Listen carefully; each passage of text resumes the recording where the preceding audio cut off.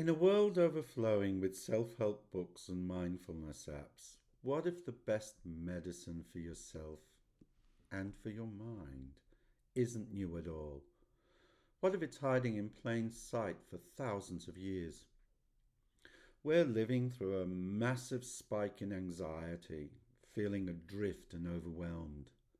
We have more information than any humans in history, but arguably less wisdom. The stories of our ancestors, epics about gods and monsters, heroes and tricksters, are a kind of psychological technology, a blueprint for the soul that's turning out to be more relevant than ever. Many of us feel like we're navigating life's moments without a map. The mythologist Joseph Campbell called this a mythological crisis. For most of history, myths gave us a framework for life and meaning for our suffering.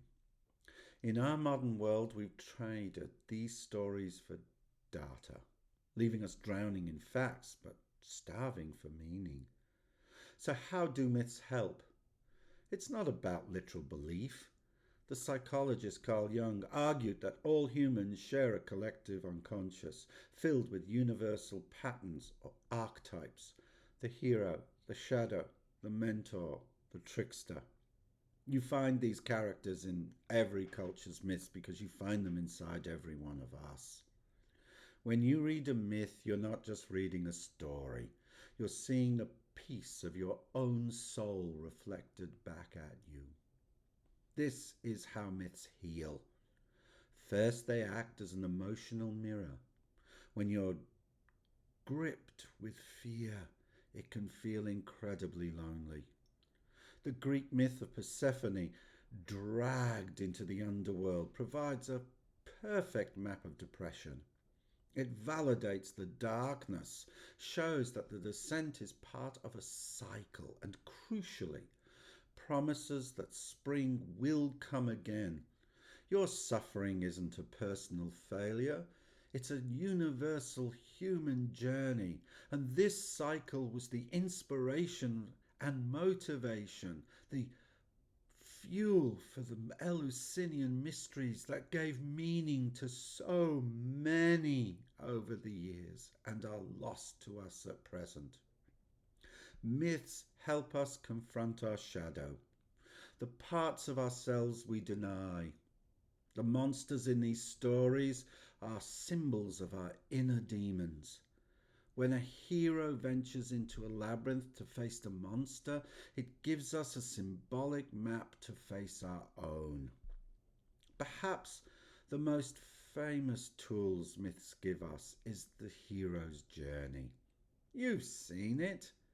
In The Lord of the Rings, Star Wars, and Harry Potter, a hero in an ordinary world gets a call to adventure, faces trials, and returns transformed, redeemed.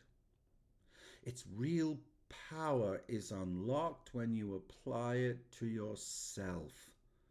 A layoff, the end of a relationship, a scary diagnosis. That's your call to adventure.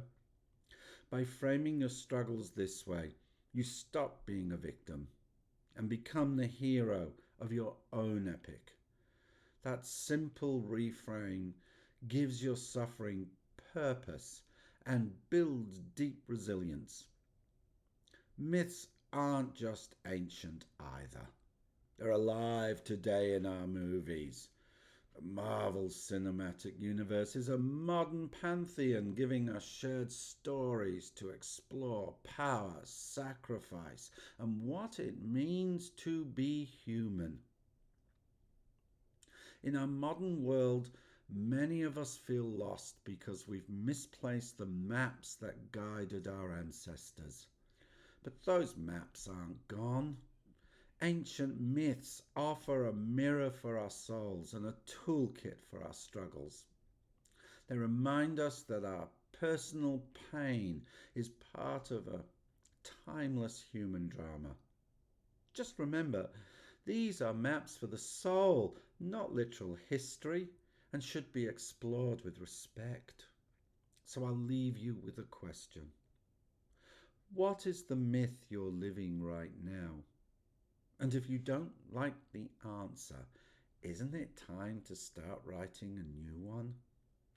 If you want to keep exploring the intersection of mythology and modern life, please make sure you subscribe.